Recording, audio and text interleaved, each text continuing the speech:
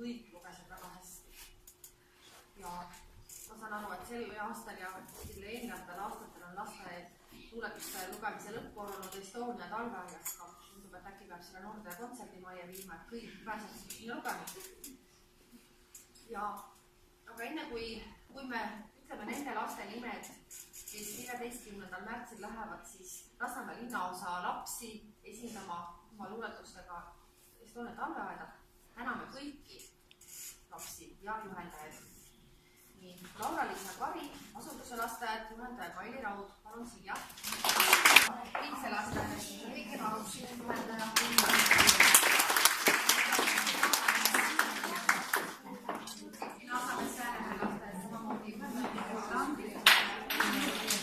Ketli, mine ka, öeldi valesti.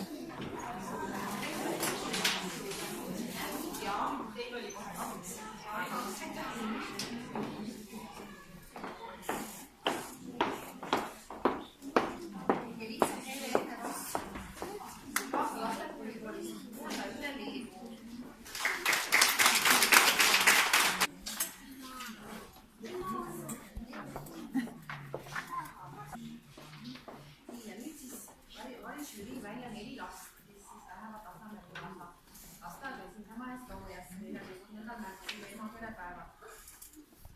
Ja need on Rael Laikre, Läänemere lasteaed. Las Rael Anne kutsu nad ette teile. Ja,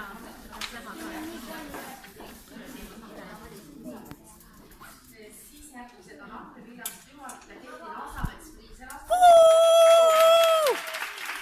Hurraa! Usko!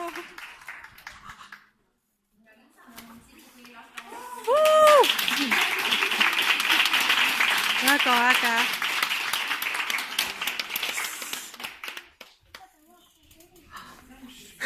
Teie teete pilti. Ma film. Ja žürii tähelepanu veel pälvis üks väike poiss, keda me ootame kindlasti järgmisel aastal uuesti osalema, see on Alfred Luts.